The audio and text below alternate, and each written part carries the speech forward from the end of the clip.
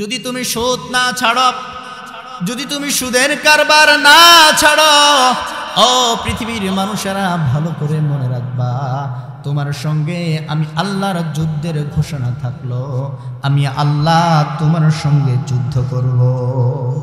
এর সাথে বড় ধামকি হুমকি আর কি দিবেন আল্লাহ বলেন তো? কোন মানুষ রোজা ছেড়ে দিলে আল্লাহ কথা বলেন নাই যুদ্ধ করবেন তার সঙ্গে। কোন মানুষ হজ ছেড়ে দিলে আল্লাহ রাব্বুল আলামিন এই কথা বলেন নাই তার সঙ্গে যুদ্ধ করবেন। কিন্তু আপনি সুদের কারবার করেন কিন্তু ছাড়লেন না, আল্লাহ বললেন তাহলে তোমার সঙ্গে যুদ্ধের ঘোষণা থাকলো। রব্বুল আলামিন কোরআনুল কারীমে সুদের ব্যাপক আলোচনা করলেন। আল্লাহর নবী হাদিস শরীফে বর্ণনা করেন, আর রিবা সাবউনা হাওবান আইসারুহা নিকাহুর রাজুলি উম্মাহু। নবী বর্ণনা করেন, কোন মানুষ যদি সুদ খায় তার ৭০ প্রকার গুনাহ হয়। কয় প্রকার? বিশ্ব নবী বলেন, জিব্রাইল আমাকে সঙ্গে করে নিয়ে গেলেন, আমি দেখতে পেলাম অনেক দূর যাওয়ার পরে এমন কিছু মানুষের পাশ দিয়ে আমাকে নিয়ে যাওয়া হলো। দেখতে পেলাম ওই মানুষগুলোর পেটের ভিতরে অনেক বড় বড় সাপ, অনেক সাপ তাদের পেটের ভিতরে তাদেরকে দংশন করতেছে। এই রাতের ঘটনা। নবীজি বলেন, ও জিব্রাইল, এরা কারা যাদেরকে এই শাস্তি দেওয়া হচ্ছে, পেটের ভিতরে সাপ? জিব্রাইল বললেন, নবীজি, এরা হলো আপনার উম্মতের ওই সমস্ত মানুষ আল্লাযী আকিলুর রিবা, যারা পৃথিবীতে সুদ খেত, সুদের কারবার করত। রব্বুল আলামিন তাদেরকে এই শাস্তি দিতেছে। যারা সুদ খাবে তাদেরকে এই শাস্তি দেওয়া হবে জাহান্নামের ভিতরে। এটা আল্লাহ তাআলা অগ্রিম নবীজিকে দেখিয়ে দিলেন। আপনি যদি আমল করতে চান মেরাজকে কেন্দ্র করে, আপনি যদি ইবাদত করতে চান সবে মেরাজকে লক্ষ্য করে, আপনি যদি এই মাসকে কেন্দ্র করে ইবাদত করতে চান, আপনার জন্য উচিত এই মাসে এই যে গুনাহ সুদের কথা বিশ্বনবী বলেছেন, প্রতিজ্ঞা করা দরকার, এই সুদ যেন জীবনে আমি না খাই। এটা হলো এই রাতের ইবাদতের শিক্ষা। কিন্তু আমরা এগুলোর খোঁজ খবর রাখি না। ২-৪ রাকাত নামাজ পড়লাম, ২-৩টা রোজা করলাম, মনে করলাম মেরাজের ইবাদত আমি করলাম। রব্বুল আলামিন কোরআনুল কারীমে নবীজিকে জানিয়ে দিলেন, ইয়া আইয়ুহাল্লাযীনা আমানুত্তাকুল্লাহ ওয়া যারু মা বাকিয়া মিনার রিবা ইন কুনতুম মুমিনিন। আল্লাহ বললেন, নবী আপনি পৃথিবীর ঈমানদারদেরকে জানায় দেন, ও হে ঈমানদার, ইয়া আইয়ুহাল্লাযীনা আমানু, হে পৃথিবীর ঈমানদার, ইত্তাকুল্লাহ, তোমরা আল্লাহকে ভয় করো, ওয়া যারু মা বাকিয়া মিনার রিবা, আর যারা সুদের উপরে টাকা লাগিয়েছ, সুদের কারবার করো, তোমরা এই সুদের টাকা, সুদের লেনদেনকে ছেড়ে দাও। কার নির্দেশ? রব্বুল আলামিন বললেন সুদের লেনদেনকে তোমরা ছেড়ে দাও। ইন কুনতুম মুমিনিন, যদি তোমরা মুমিন হয়ে থাকো, যদি তোমরা মুমিন হয়ে থাকো তাহলে সুদের কারবারকে তোমরা ছেড়ে দাও, যদি মুমিন হয়ে থাকো। আর যদি মুমিন না হও তাহলে সুদের কারবার ছেড়ে দেওয়ার দরকার তোমাদের নাই। দেখবেন মাঝে মাঝে আমরা আমাদের সন্তানদেরকে বলে থাকি, আমার ছেলে যদি হয়ে থাকোস এই কাজটা করবি না, বলি কিনা? রব্বুল আলামিন এই কথাই বললেন, ইন কুনতুম মুমিনিন, যদি তোমরা মুমিন হয়ে থাকো তাহলে তোমরা সুদের কারবারকে ছেড়ে দাও, যদি মুমিন হয়ে থাকো। রব্বুল আলামিন এরপরে বললেন, ফা ইল্লাম তাফআলু ফাযানু বিহারবিম মিনাল্লাহি ওয়া রাসূলিহি। এর চাইতে কঠিন কথা আর হতে পারে না। আল্লাহ বললেন, যদি তোমরা সুদকে না ছেড়ে দাও তাহলে আমি আল্লাহ এবং আমার নবীর পক্ষ থেকে তোমাদের সঙ্গে যুদ্ধের ঘোষণা করা থাকলো।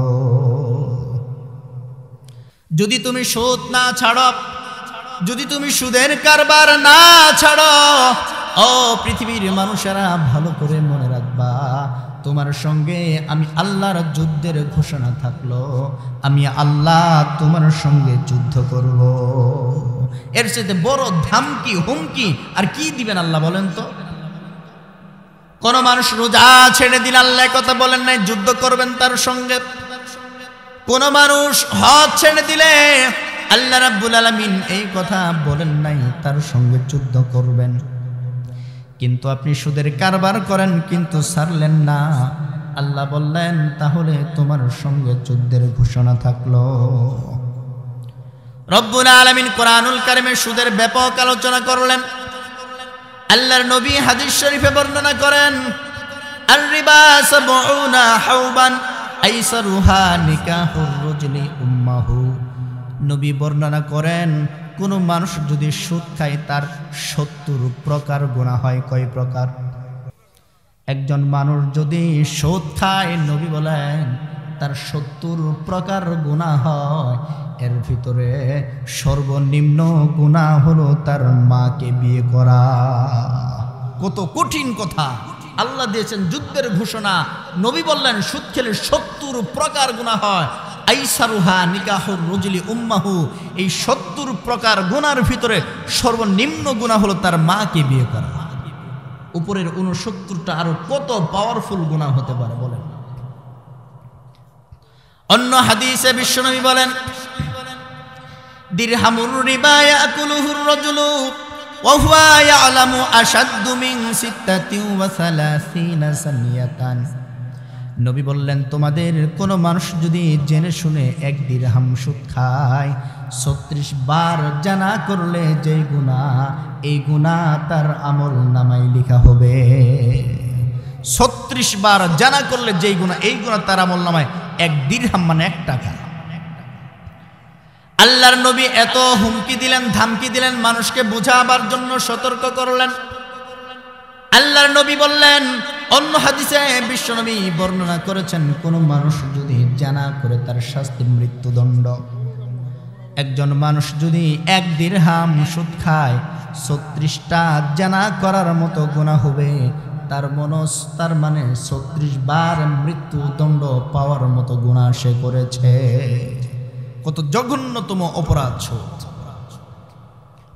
বিশ্বনবী বলেন, হযরত সামুরা ইবনে জুনদুব রাদিয়াল্লাহু তাআলা আনহু বলেন, কানান নাবিয়্যু সাল্লাল্লাহু আলাইহি ওয়াসাল্লাম সাল্লা সালাতান আকবালা আলাইনা ওয়াজহিহি। নবীজির অভ্যাস ছিল, নবীজি যখন ফজরের নামাজ আদায় করতেন, সালাম ফেরানোর পরে নবীজি সাহাবাদের দিকে মুখ ঘুরিয়ে বসতেন। আমাদেরকে জিজ্ঞেস করতেন, ও সাহাবীরা, তোমরা কি আজ রাতে কোনো স্বপ্ন দেখেছ? যদি আমরা স্বপ্ন দেখতাম, নবীজির কাছে বলতাম, নবীজি সেই স্বপ্নের ব্যাখ্যা করতেন। আর নবীজি তিনি নিজে কোনো স্বপ্ন দেখলে সেই স্বপ্নের কথাও আমাদের সামনে তুলে ধরতেন। রব্বুল আলামিন কোরআনুল কারীমে নবীজিকে এই কথাগুলো বলেছেন, কেমন আচরণ করতে হয় মানুষের সাথে। এর ভিতরে সুন্দর আচরণ একটা, মানুষের সমস্যাগুলো শোনা এবং তাদের কাছে বলা। সামুরা বিন জুনদুব রাদিয়াল্লাহু তাআলা আনহু বলেন, প্রতিদিনের মতো নবীজি আজকেও আমাদেরকে জিজ্ঞেস করলেন, তোমরা কি আজ রাতে কোনো স্বপ্ন দেখেছ? আমরা বললাম, ইয়া রাসূলুল্লাহ, আমরা আজকে কোনো স্বপ্ন দেখি নাই। নবী বললেন, কিন্তু আজ রাতে আমি স্বপ্ন দেখেছি, 2 জন মানুষ রাতের বেলায় ঘুমন্ত অবস্থায় আমার কাছে এলো। আমি স্বপ্ন দেখি আমার কাছে 2 জন এলো, হাত ধরে আমাকে উপরের দিকে নিয়ে যেতে শুরু করলো। অনেকগুলো দৃশ্য আমি নবী আমাকে দেখালো।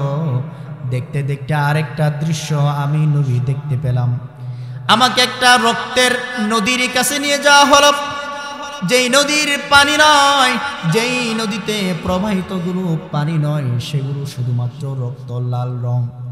নবী বলেন, আমি দেখতে পেলাম নদীর ভিতরে রক্তের বন্যা, রক্তের সাগর। ওই নদীর কিনারায় একজন লোক পাথর নিয়ে দাঁড়িয়ে আছে। নদীর ভিতরে একজন দাঁড়িয়ে আছে। যেই লোক রক্তের নদীর ভিতরে দাঁড়িয়ে আছে, ওই লোক বারবার নদীর কিনারায় আসতে চায়, রক্তের ভিতরে থাকতে চায় না।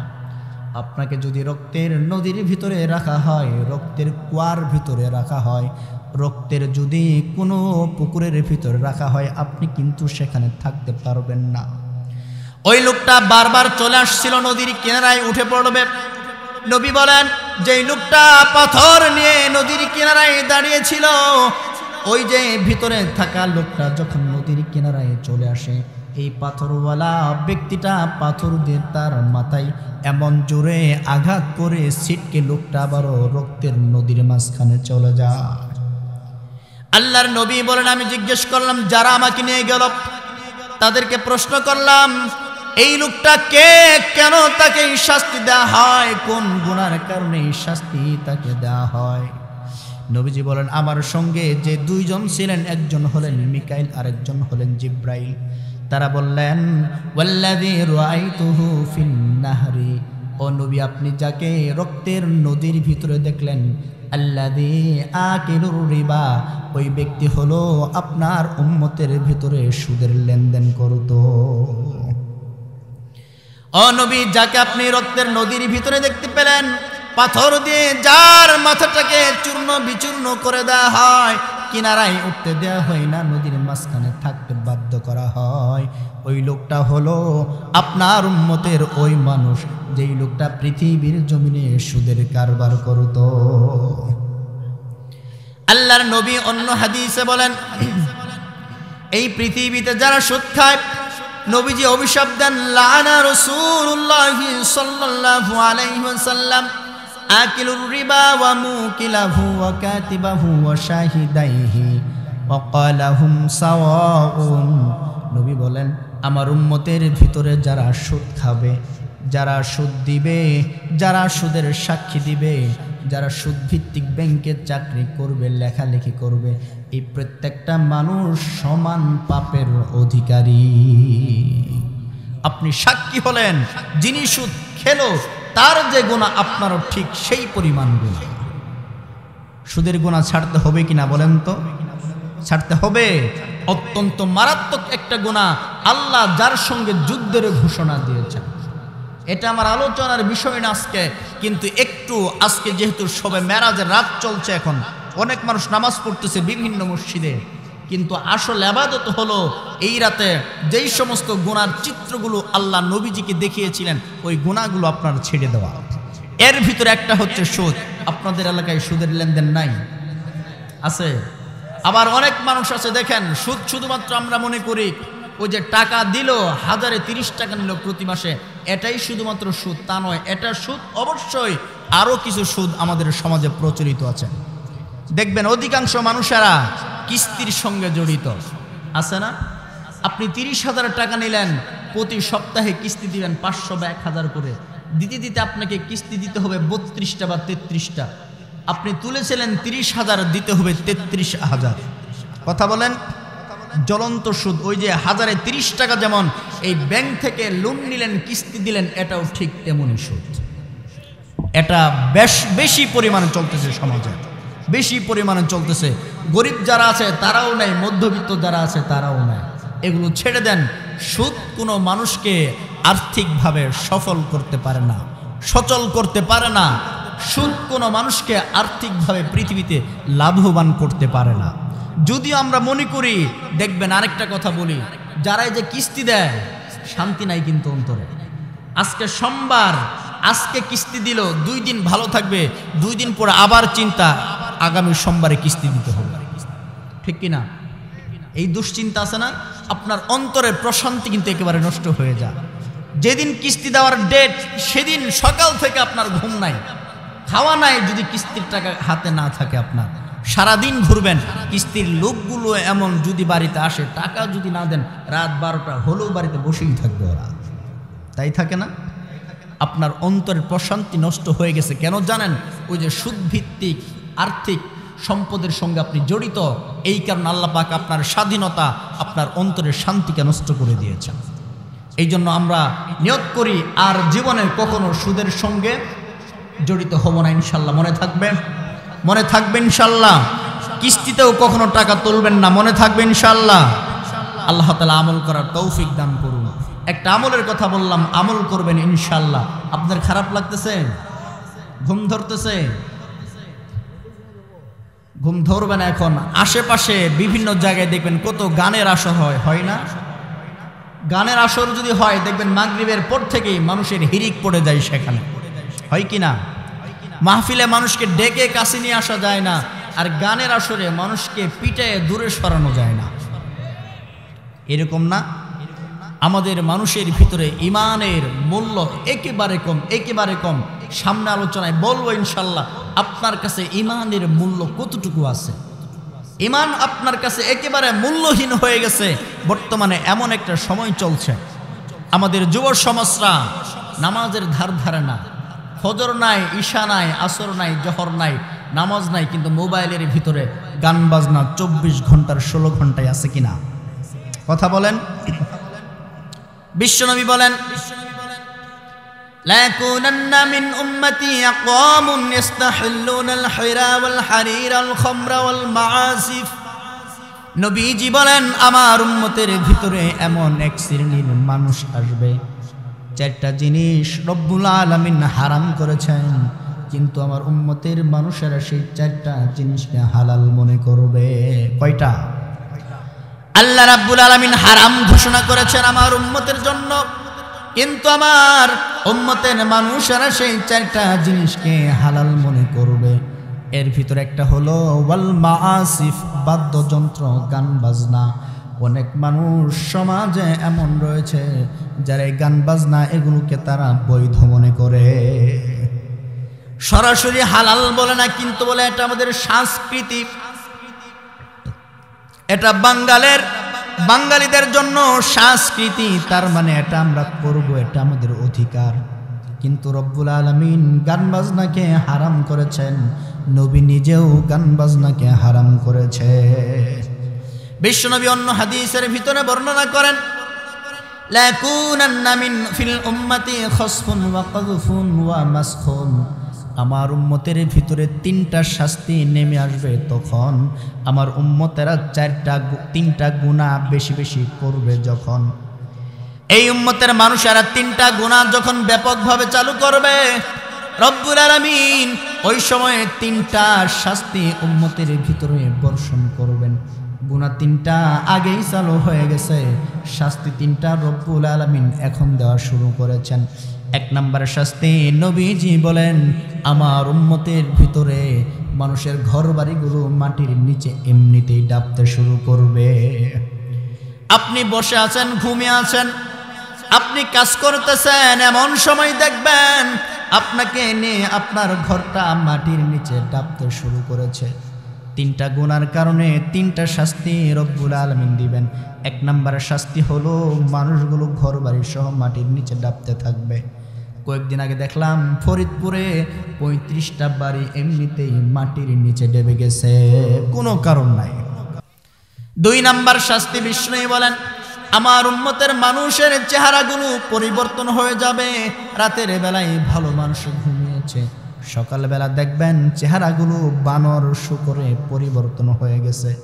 তামিরা হায়াত পত্রিকায় এসেছে, ব্রাজিলের 732 জন মানুষ রাতের বেলায় ঘুমিয়েছে, সকালবেলায় তাদের চেহারাগুলো শুকরের চেহারায় পরিণত হয়েছে। 3 নম্বর গুনাহ, 3 নম্বর শাস্তি, বিষ্ণু বললেন, বেশি বেশি ভূমিকম্প হতে থাকবে উম্মতের ভিতরে। ভূমিকম্প এখন বেশি বেশি হয়। বৈজ্ঞানিকরা বর্ণনা করেন, এই যে চেহারা পরিবর্তন হয়ে যাওয়া শুরু হয়েছে, অতি দ্রুত এই রোগটা সারা পৃথিবীতে ছড়িয়ে পড়বে। 3টা শাস্তি আল্লাহ দিলেন, কিন্তু কারণ কি? কোন 3টি গুনাহ? 1 নম্বর গুনাহ, নবী বলেন, আমার উম্মতের মানুষেরা বেশি বেশি গান বাদ্য নিয়ে ব্যস্ত থাকবে, তারা নায়িকা গায়িকা নিয়ে ব্যস্ত থাকবে। এই কারণে রব্বুল আলামিন তাদের ভিতরে শাস্তিগুলো দিবে। যখন গুনাহ বেশি হয়ে যাবে, গান বাজনা ব্যাপক হারে মানুষ শোনাশুনি করবে, তখন এই শাস্তিগুলো ব্যাপকভাবে চলতে থাকবে। এখন গান বাজনা কম না বেশি বলেন তো? আগে ছিল টেলিভিশনের ভিতরে, ঘরের ভিতরে, এখন এসে গেছে পকেটে পকেটে। যে যেখানে বসেছে, মাহফিলে যারা আসছে, দেখবেন আসার আগে বসার আগে ওই মোবাইলের ভিতরে গান শুনছে। মিথ্যা বললাম? আল্লাহর নবী হাদিসে বর্ণনা করেন, লা তাবিউল কাইনাতি ওয়ালা তাশতারুহুন্না ওয়ালা তুআল্লিমুহুন্না ওয়ালা খায়রা ফি তিজারাতিন ফিহিন্না ওয়া সামানুহুন্না হারামুন। নবী বললেন, ও আমার উম্মতেরা, তোমরা গান বাদ্য ক্রয় করবে না, বিক্রয় করবে না। গান বাদ্য কেনাও যাবে না, বিক্রয় করা যাবে না। ওই যে বাজারে মোড়ে মোড়ে কম্পিউটার নিয়ে বসে গেছে, আপনি মেমোরি নিয়ে যান, মেমোরিতে গান তুলে দেয়, লোড দেয়, ঠিক কিনা? এগুলো হারাম। নবী বলেন, তোমরা গান বাদ্য বিক্রি করবে না, ক্রয়ও করবে না। আর গান বাদ্য তোমরা কোনো মানুষকে শিক্ষাও দিবে না, এটা শিক্ষা দেওয়া হারাম। মানুষকে গান শেখানো যাবে না, জায়েজ না। মানুষকে ঢোল তবলা বাদ্যযন্ত্র বাজানো শিক্ষা দেওয়া যাবে না, এটা জায়েজ না, হারাম। নবীজি বলেন, ওয়াসামানুহুন্না হারামুন। গান বাদ্য করে, নাটক সিনেমা করে, অভিনয় করে মানুষেরা যে টাকা, যে পারিশ্রমিক পায়, নবী বলেন, ওয়াসামানুহুন্না হারামুন। এই অর্থগুলো তাদের জন্য আল্লাহ হারাম করে দিয়েছে। অভিনয় শিল্পী যারা সিনেমা করে, নাচ গান করে, ওরা তো লক্ষ লক্ষ টাকা পায় না? ওরা মনে করে এটা আমাদের পেশা, ওরা মনে করে এটা ওদের ব্যবসা, কাজ। কিন্তু এটা কাজ নয়, এটা হারাম। তুমি কাজ করো, এই কারণে তোমার পরিশ্রম হয়, এই কারণে যদি সেটা তোমার কাছে কাজ হয়, তাহলে যারা চুরি করে ওরাও তো পরিশ্রম কম করে না। কথা বলেন? অভিনয় করার চেয়ে তো চুরি করার পরিশ্রম আরো বেশি, ঠিক কিনা? তাহলে এখন কি চুরি করা এটা হালাল হবে? কথা বলেন। চুরির ভিতরে যত পরিশ্রমী হোক যেমন হালাল না, অভিনয় করতে গিয়েও যত পরিশ্রমী হোক এটা তোমার জন্য হালাল না। আর বর্তমানে নাটক সিনেমার দৃশ্যগুলো কেমন, আমাদের যুবকরাও কেমন। নাটক সিনেমার ভিতরে যে নায়িকারা আছে, নায়িকা মানেই ওকে ন্যাংটা থাকতে হয়। কথা বলেন। নায়িকা মানেই ওকে ন্যাংটা থাকতে হয়। একেবারে দেখবেন এখান থেকে নিয়ে এই পর্যন্ত পড়ে আছে, মিথ্যা বললাম? এখান থেকে নিয়ে এই পর্যন্ত আর কোনো কাপড় নাই, এখান থেকে নিচে কাপড় নাই। এখন কিছু জামা বের হয়েছে এই পর্যন্ত, এখানেও ঢাকে না, আছে না? যেই সমস্ত নায়িকারা যত ছোট কাপড় পরতে পারে, যত উলঙ্গ থাকতে পারে, ওদের ভাষায় বলা হয় ও খুব উত্তাপ ছড়ায়, ও খুব সাহসী অভিনেত্রী। মানে যে যত বেশি ন্যাংটা থাকবে অভিনয় করতে গিয়ে, তাকে তত প্রশংসা করে সাহসী বলে। এটা সিনেমা চলচ্চিত্রে চলে এই ভাষাটা। অভিনয়ের নাম করে একটা ছেলে শত শত মেয়েকে জড়িয়ে ধরছে, একটা মেয়ে শত শত ছেলেকে জড়িয়ে ধরছে। বাস্তব দেখেন তো, এখানে যদি একটা ছেলে একটা মেয়েকে জড়িয়ে ধরে, একটা ছেলে যদি কয়েকটা মেয়েকে বারবার জড়িয়ে ধরে, সমাজে রাখবেন না বের করে দিবেন? কথা বলেন। একটা মেয়ে যদি অসংখ্য ছেলেকে জড়িয়ে ধরে, ওকে সমাজে রাখবেন না বের করে দিবেন? ক্যান্সার, সমাজকে নষ্ট করে, ঠিক কিনা? একই কাজ টেলিভিশনের পর্দায় হয়। অভিনয়ের নাম করে একটা ছেলে শত শত মেয়েকে জড়িয়ে ধরছে, একটা মেয়ে শত শত ছেলেকে জড়িয়ে ধরছে। আমাদের যুবক যুবতীরা ওদেরকে বলতেছে সুপারস্টার। কথা বলেন। বলছে না তাই? যত ন্যাংটা থাকে, যত নষ্টামি করে, আমাদের যুবকরা ওদেরকে বলে সুপারস্টার। একেবারে আকাশের নক্ষত্র বানিয়ে দিয়েছে, একেবারে অশ্লীল শয়তানের যেই কাজ, এই কাজ ওরা করে। আমাদের যুবক যুবতীরা ওদেরকে বলে সুপারস্টার। ওরা যেইভাবে মাথার চুল কাটে, আমাদের যুবকরাও ঠিক সেইভাবে মাথার চুল কাটে। কথা বলেন। ওরা যেই ধরনের পোশাক পরে, আমাদের যুবকরাও ঠিক সেই ধরনেরই পোশাক পরে। ওদের যে চলার গতি, স্টাইল, নায়িকারা যে পোশাকগুলো পরে, আমাদের মেয়েরাও ওই পোশাকগুলোই পরার চেষ্টা করে, ঠিক কিনা? একেবারে চলছে, একেবারে উলঙ্গ অবস্থায় ওরা জিন্সের প্যান্ট পরে, শার্ট পরে, আমাদের মেয়েরাও তাই পরে, ঠিক কিনা? এই জন্য মাঝে মাঝে বলি, আল্লাহ রে আল্লাহ রে, কোন জামানাই পাঠাইলা আমারে, ও আল্লাহ রে আল্লাহ রে, কোন জামানাই পাঠাইলা আমারে। জিন্সের প্যান্ট শার্ট পরিয়া মার্কেটেতে যায়, পুলানা মাইয়া তার চীনা বড় দায়। জিন্সের প্যান্ট শার্ট পরিয়া ভার্সিটিতে যায়, ছেলে না মেয়ে তার চীনা বড় দায়। আল্লাহ রে কোন জামানাই পাঠাইলা আমারে ও আল্লাহ রে আল্লাহ রে কোন দুনিয়ায় পাঠাইলা আমারে ঠিক না বর্তমানের পোলা মায়া দেখাই কি কারবার মগাই পিছে মগি সামনে হোন্ডারি ড্রাইভার বর্তমানের পোলা মায়া দেখাই কি কারবার মগাই পিছে মগি সামনে হোন্ডারি ড্রাইভার আল্লাহ রে কোন জামানাই পাঠাইলা আমারে ও আল্লাহ রে আল্লাহ রে কোন দুনিয়ায় পাঠাইলা আমারে হিন্দি গানের টান মারিয়া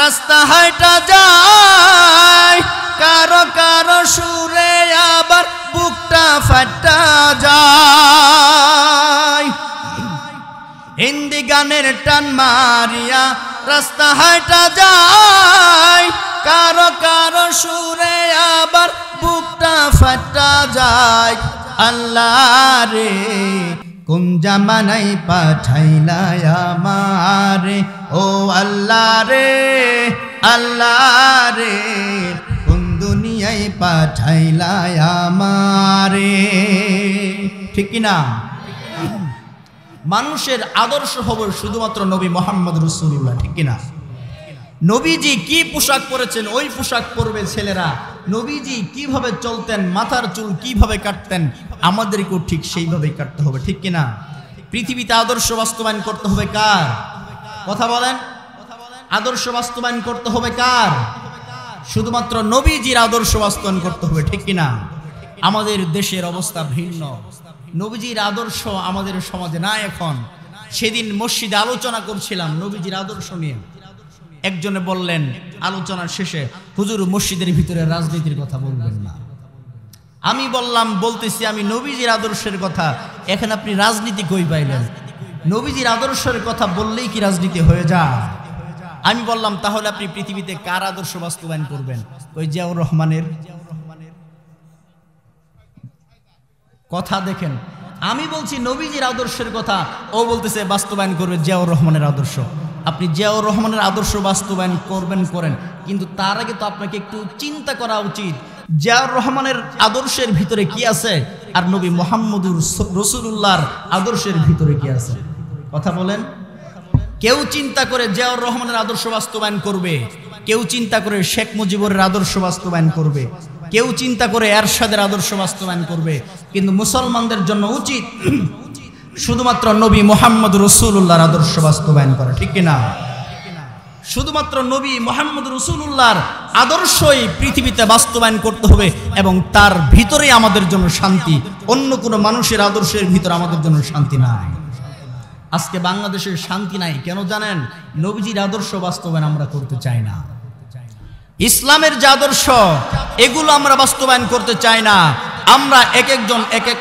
মানুষের আদর্শ বাস্তবায়ন করতে চাই এই কারণে আমাদের ভিতরে শান্তি নাই শান্তি আছে 5 আগস্টের পরে ভেবেছিলাম দেশ মনে হয় চাঁদাবাজ মুক্ত হইল বেশি না কম এখন বেশি চলছে আরো ভাবছিলাম 5 আগস্টের পরে কোরআন হাদিসের কথা বললে বাধা আসবে না এখনো মাহফিল বন্ধ হওয়া শুরু হয়ে গেছে ক্ষমতায় তো যাইতেই পারেন নাই এখনই কাজ করা শুরু করে দিলেন ক্ষমতা গেলে কি করতে পারে ওনারা কিন্তু রাজনীতি করবেন রাজনীতি শব্দের অর্থ জানেন আপনারা আলোচনার প্রসঙ্গে চলে আসছে আপনাদের মাথাটা একটু পরিষ্কার করি কয়েক মিনিট সময় দিবেন রাজনীতি আমার দেশের মানুষেরা বুঝে না রাজনীতি শব্দের অর্থ কি আমার দেশের মানুষেরা বুঝে না প্রতি মুহূর্ত মানুষ কুফরি করে চলছে প্রতি মুহূর্ত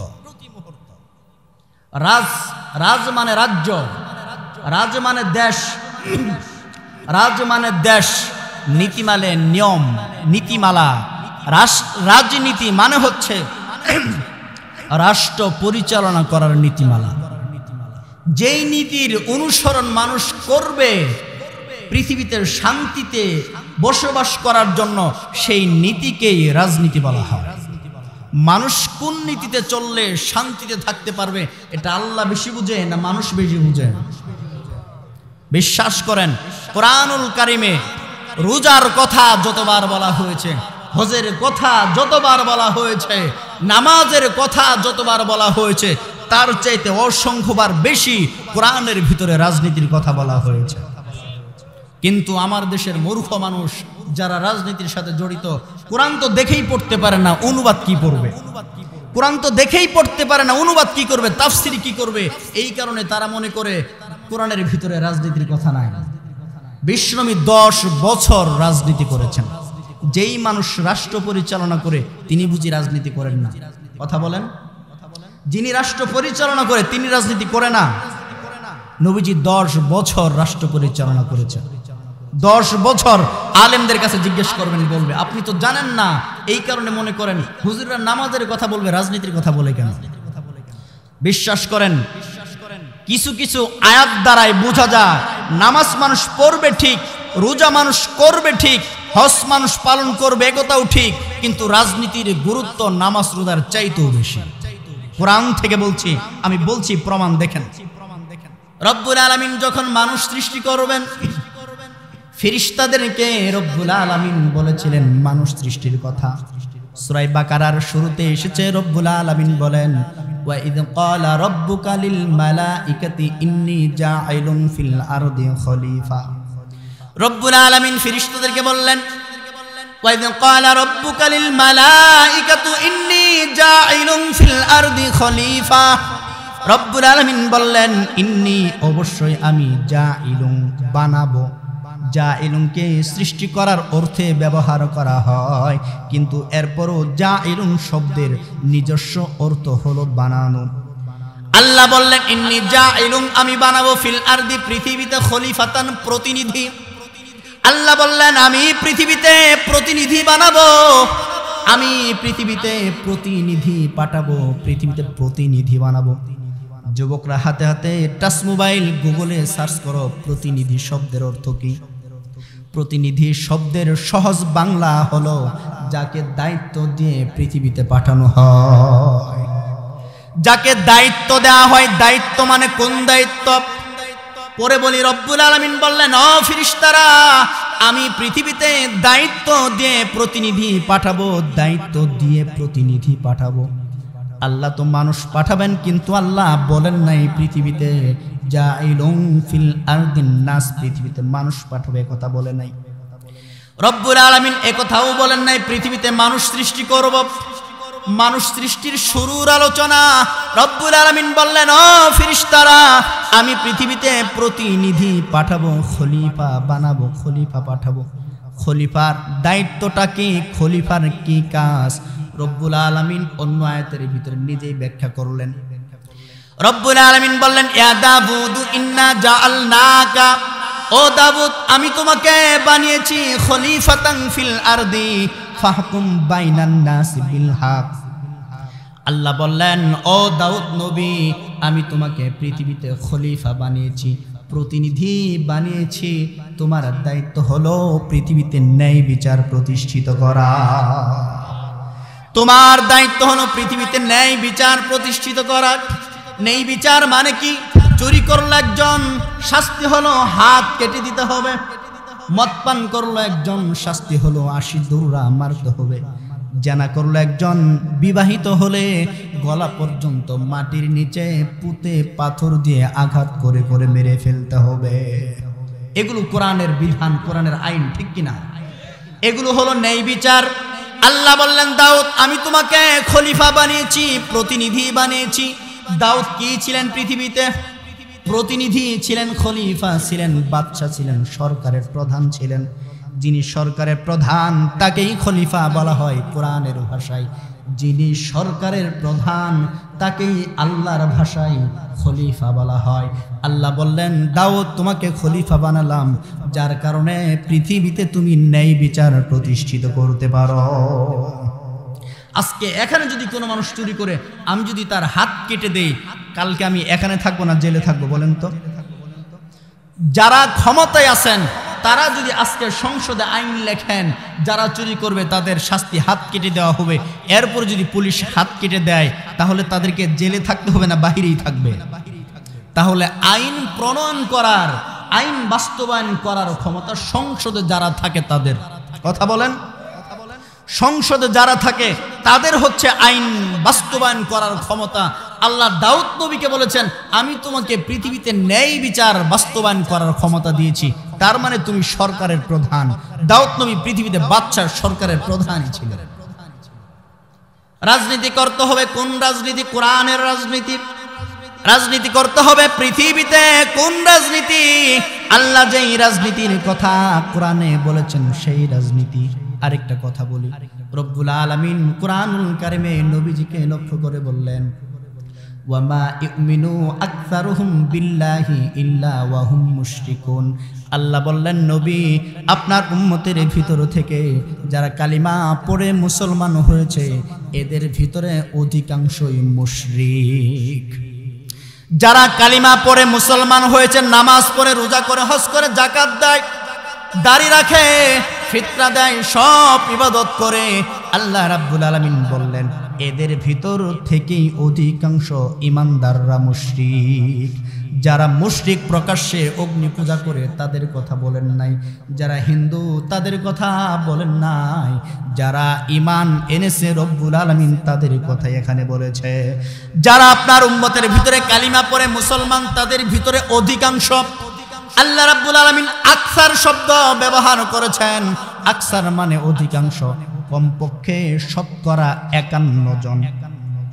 যেহেতু রব্বুল আলামিন অধিকাংশ ব্যবহার করেছেন, তার মানে শতকরা কমপক্ষে 51 জন মুশরিক ঈমান আনার পরেও বাংলাদেশে যদি 18 কোটি মানুষ হয়, 2 কোটি অন্যান্য ধর্ম, 16 কোটি মুসলমান। আল্লাহ বললেন ঈমানদারদের ভিতরে অধিকাংশ মুশরিক। তার মানে 16 কোটির ভিতরে কমপক্ষে 9 কোটি মুশরিক হয়ে আছে। কথাগুলো বাস্তব বুঝার চেষ্টা করবেন। কমপক্ষে 16 কোটির ভিতরে 9 কোটি মুশরিক হয়ে আছে। কিন্তু এর চাইতে আরো বেশি বাস্তব, আমি নিজে গবেষণা করে দেখেছি, 16 কোটি যদি মুসলমান হয়, এই আয়াতের উপর ভিত্তি করে বলতে পারি কমপক্ষে 10 কোটি, 10 থেকে 12 কোটি মুশরিক হয়ে আছে বাংলাদেশে। কিন্তু এরা বুঝতে পারে না কেন মুশরিক হয়ে থাকে, কেন মুশরিক হয়ে যায়। একটা কারণ আপনাদের ভিতরে বর্ণনা করি, মানুষ কেন মুশরিক হয়। একটা কারণ বলি, কালিমায়ে তয়্যিবা আপনারা পড়েছেন, লা ইলাহা ইল্লাল্লাহ। লা ইলাহা ইল্লাল্লাহ শব্দের অর্থ আপনারা জানেন, আল্লাহ ছাড়া কোনো মাবুদ নাই, ঠিক কিনা? আল্লাহ ছাড়া কোনো ইলাহা নাই। কিন্তু তাফসীর ফি জিলালিল কোরআনের ভিতরে লা ইলাহা ইল্লাল্লাহ এই বাক্যটির 3টি ব্যাখ্যা করা হয়েছে। এর ভিতরে 1 নাম্বার তাফসীর হলো, এই পৃথিবীতে শুধুমাত্র আইন দেওয়ার মালিক একমাত্র আল্লাহ। আইন দেওয়ার মালিক একমাত্র আল্লাহ। পৃথিবী সৃষ্টি করেছেন আল্লাহ, মানুষ সৃষ্টি করেছেন আল্লাহ, হায়াত দিয়েছেন আল্লাহ, মাউত দিয়েছেন আল্লাহ।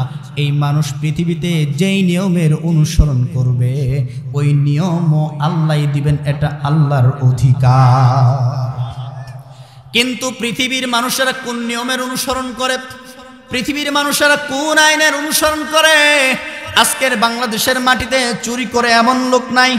কথা বলেন, বাংলাদেশের মাটিতে জানা করে এমন লোক নাই। চুরি করেছে, ধরা পড়েছে, জেলখানায় বন্দী হয়ে আছে 5 বছরের জেল, 50,000 টাকা জরিমানা। জানা করেছে, ধরা পড়েছে 6 মাসের জেল, 10,000 টাকা জরিমানা। শাস্তি তাদেরকে দেওয়া হলো চুরির বিনিময়ে, শাস্তি তাদেরকে দেওয়া হলো জানার কারণে। কিন্তু প্রশ্ন হলো, এই আইন তুমি কোথায় পেলে? শাস্তি তো আল্লাহ নিজে দিলেন, চুরি করলে হাত কেটে দিতে হবে। শাস্তি তো আল্লাহ নিজেই দিলেন, জানা করলে মৃত্যুদণ্ড দিতে হবে। কে তুমি, কোথায় থেকে এসেছ? আল্লাহর আইন পরিবর্তন করে নিজেই আইন তৈরি করলে আজ থেকে কোরআনের আইন চলবে না। কোরআনের ভিতরে হাত কাটার কথা বলা হয়েছে, এটা আমরা গ্রহণ করলাম না।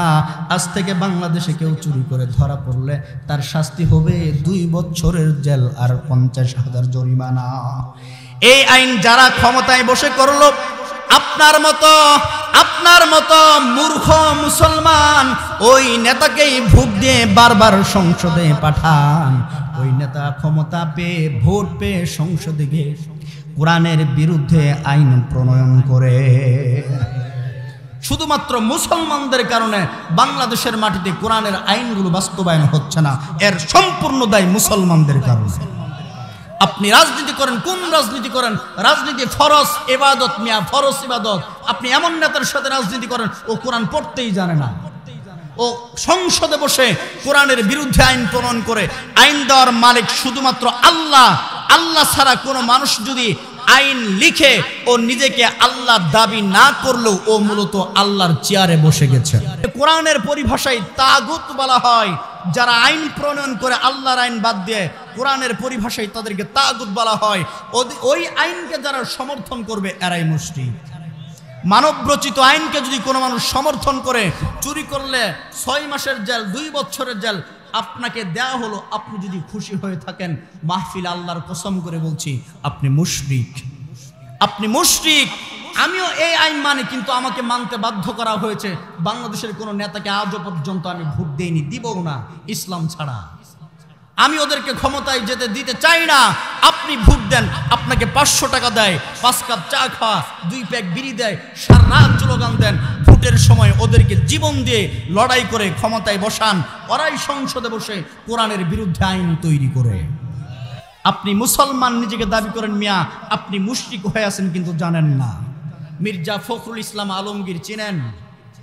মির্জা ফখরুল ইসলাম আলমগীর তিনি সেদিন বক্তৃতা করেছেন, বিএনপি শরিয়া আইনে বিশ্বাস করে না। বিএনপি শরিয়া আইনে বিশ্বাস করে না। শরিয়া আইন মানে ওই যে চুরি করলে হাত কেটে দিতে হবে এই আইন। শরিয়া আইন মানে মদ পান করলে 80 দুর্রা মারতে হবে এই আইন। শরিয়া আইন মানে জানা করলে মৃত্যুদণ্ড দিতে হবে এই আইন। মির্জা ফখরুল ইসলাম বলছেন এই আইন বিএনপি বিশ্বাস করে না। বিএনপির অন্যান্য নেতা কর্মীরা এই আইন মানে কিনা আমি জানি না, কিন্তু মির্জা ফখরুল তো স্পষ্ট শরীয়তের আইন বিশ্বাস করে না, এই কথা প্রমাণিত। আজকের এই ওয়াজের স্টেজ থেকে একটি ঐতিহাসিক ফতোয়া দিচ্ছে বাংলাদেশের আলেমদের পক্ষ থেকে। মির্জা ফখরুল ইসলাম আলমগীর যখন বলেছে বিএনপি শরিয়া আইন বিশ্বাস করে না, এই কথা বলার কারণে মির্জা ফখরুল ইসলাম আলমগীর কাফেরে পরিণত হয়েছে। আলেমদের পক্ষ থেকে এই ফতোয়া দিলাম, যত তার স্ত্রী তালাক হয়ে গেছে, যতক্ষণ পর্যন্ত সে তওবা না করবে, কালিমা নতুন করে না পড়বে, ততক্ষণ পর্যন্ত তার উপরে এই কুফরের হুকুম চলমান থাকবে, যতক্ষণ পর্যন্ত তওবা না করবে। তিনি আরো বলেছেন রাজনীতির সাথে কোরআনের কোনো সম্পর্ক নাই। মূর্খ কোথাকার! রাজনীতির উৎসই হচ্ছে ধর্মীয় গ্রন্থ আল কোরআন, রাজনীতির উৎস হচ্ছে মহাগ্রন্থ আল কোরআন। তুমি যদি রাজনীতি থেকে কোরআনকে আলাদা করো, কোনো মানুষ যদি বলে নামাজের সাথে কোরআনের সম্পর্ক নাই, কেমন মূর্খতা বলেন তো? কোনো মানুষ যদি বলে হজের সাথে কোরআনের সম্পর্ক নাই, কেমন মূর্খতা! এই কথা বলা যেমন নামাজের সাথে কোরআনের সম্পর্ক নাই, এই কথা বলা যেমন অপরাধ, রাজনীতির সাথে কোরআনের সম্পর্ক নাই এই কথা বলাও ঠিক তেমনই অপরাধ। রাজনীতি করবেন কাদের সাথে? আলেমদের সাথে। কাদের সাথে? আলেমদের সাথে রাজনীতি করবেন। রাজনীতি করার একটা মাত্র উদ্দেশ্য, 2টা উদ্দেশ্য হতে পারে না। রাজনীতি করার একটা মাত্র উদ্দেশ্য হতে হবে, আমি রাজনীতি করি এই উদ্দেশ্যে যাতে করে কোরআনের আইনকে সংসদে বাস্তবায়ন করতে পারি, যেন কোরআনের আইনকে বাংলাদেশে বাস্তবায়ন করতে পারি। এই উদ্দেশ্য ছাড়া যত উদ্দেশ্য আপনি রাজনীতি করবেন, আপনার জন্য কুফর, হারাম এবং শিরিকের গুনাহ হবে। ফতোয়া দিয়ে গেলাম, পারলে পাল্টাইন ফতোয়াটা। একটা মাত্র উদ্দেশ্য ছাড়া কোরআনকে বাংলাদেশের মাটিতে বাস্তবায়ন করব, কোরআনের আইনকে, এই উদ্দেশ্য ছাড়া দ্বিতীয় এমন কোনো উদ্দেশ্য নাই যে উদ্দেশ্যে রাজনীতি করা জায়েজ হতে পারে। আপনি তো ধর্ম জানেন না, পড়তে পারেন না, এই জন্য কথাগুলো আপনারা এইভাবে বলতে পারেন। এতগুলা মানুষ, হাজার হাজার মানুষ জীবন দিল, হাজার হাজার মানুষ আহত হলো এই 24-এর গণ অভ্যুত্থানে, ঠিক কিনা? কেন দিয়েছে জীবন? যাতে করে খুনি হাসিনার দুঃশাসন থেকে এ দেশ এবং দেশের মানুষকে রক্ষা করা যেতে পারে, যাতে করে দেশের মানুষকে চাঁদাবাজি, দখলদারি থেকে রক্ষা করা যেতে পারে। কিন্তু 5 আগস্টের পরে আবারও আমরা দেখতে পেলাম বাংলাদেশে আবারও চাঁদাবাজি দখলদারি শুরু হয়ে গেছে। আগের কায়দা এখনো চলতেছে। Bus stand, truck station, Balughat সব দখল করা শেষ। সব 53 বছর বাংলাদেশ স্বাধীন হয়েছে, বারবার তো নির্বাচিত সরকারি দেশ চালিয়েছে, ঠিক কিনা? দেশের মানুষের ভাগ্য কিন্তু পরিবর্তন হয় নাই। স্বাধীনতার পর থেকে বাংলাদেশের মানুষ আজও পর্যন্ত স্বাধীনতার সফলতা, স্বাধীনতার সুফল ভোগ করতে পারে নাই। 24-এর গণ অভ্যুত্থান, এতগুলো মানুষ জীবন দিয়েছে, এত মানুষ মারা গিয়েছে। যেই সরকার বসেছে থাকুক না 4-5টা বছর, অসুবিধা কোথায়? কথা বলেন, অসুবিধা কোথায়? দেশ তো চালাইতেছে, চলুক না। এত নির্বাচন করতে হবে কেন রে ভাই? এত মানুষ মারা গেল, এত আন্দোলন হলো, 2 মাস যেতে না যেতেই চেঁচামেচি শুরু করে দিয়েছেন, নির্বাচন দেন, নির্বাচন দেন। দেশটা ঠিক মতো খেতে পারছে না, যতটুকু খাইতেছে এতটুকু হইতেছে না, পেট ভরে না ওনাদের। আন্দোলন তো আমরাও করেছিলাম বহুবার, হাসিনাকে সরাইতে পারি নাই তো? পেরেছি? পারি নাই। আপনারাও আন্দোলন করেছেন 16 বছর, হাসিনাকে সরাতে পারেন নাই। কিন্তু বাংলাদেশে ছাত্রদের নেতৃত্বে এদেশের মানুষ হাসিনাকে বাংলাদেশ থেকে তাড়িয়ে দিয়েছেন। যে সমন্বয়কদের মাধ্যমে এদেশ স্বাধীনতা লাভ করেছে, যে সমন্বয়কদের মাধ্যমে এদেশের মানুষ খুনি হাসিনার দুঃশাসন থেকে রক্ষা পেয়েছে, তারা আমাদের জাতীয় নেতা, ঠিক কিনা? যেই সমস্ত সমন্বয়ক হাসানাত সার্জিস, নাহিদ, আসিফ, আব্দুল মান্নান সহ সারা বাংলাদেশের জেলা উপজেলায় যত ছাত্র সমন্বয়ক রয়েছে, এরা আমাদের জাতীয় নেতা। মানলে অসুবিধা কোথায়? বাবা মার ছোট সন্তান যদি 5 টাকার কাজ করে, মা বাবা খুশি হয়ে 100 টাকার প্রশংসা করে। আমাদের যে সমন্বয়ক বয়স কম হলেও ওরা তো 100 টাকার কাজই করেছে, আপনারা 5 টাকার মূল্য তাদেরকে দিতে চান না। কারণ কি বলেন তো? কারণ কি আপনাদের? ওরা এত আন্দোলন করছে, আপনারা আন্দোলনে ছাত্র সমন্বয়কদের পিছনে ছিলেন, আমরা অস্বীকার করি না, আপনাদের অবদান আছে। পিছনে ছিলেন, এখনো পিছনেই থাকেন, সাথেই থাকেন। সমন্বয়কদের বিরুদ্ধে যাওয়ার অপচেষ্টা করবেন না, আলেমদের বিরুদ্ধে অপচেষ্টা করবেন না, ইসলামের বিরুদ্ধে যাওয়ার চেষ্টা করবেন না। এদেশের মানুষ 53 বছর স্বাধীনতার পরে স্বাধীনতার সুফল ভোগ করতে পারে নাই। এদেশের মানুষ এখন ঐক্যবদ্ধ। অনেক দেখেছি তোমাদের শাসন, এবার কোরআনের শাসন দেখতে চায়। বাংলাদেশের মানুষ এখন ঐক্যবদ্ধ। সব দেখেছি, বঙ্গবন্ধুর শাসনামল দেখেছি, জিয়াউর রহমানের শাসনামল দেখেছি, খালেদা জিয়ার, শেখ হাসিনার শাসনামল, এরশাদের শাসনামল দেখেছি। এখন কোরআনের শাসনামল দেখতে চাই, এখন আলেমদের শাসনামল দেখতে চাই। কোরআনের শাসনই চলবে ইনশাল্লাহ বাংলাদেশে। রাজি আছেন তো ইনশাল্লাহ? ভোট দিবেন কাদেরকে? ইসলামিক দলগুলোকে, ঠিক কিনা? কোরআনের আইন বাংলাদেশে চালু হোক, চান কিনা? নারায়ে তাকবীর! দিন ইসলাম, দিন ইসলাম, আল কোরআনের আলো, আল হাদিসের আলো দেশের মানুষ চায়, আমরা চাই। অনেক দেখেছি, আবার একটু কোরআনের আমলটা দেখি আমরা।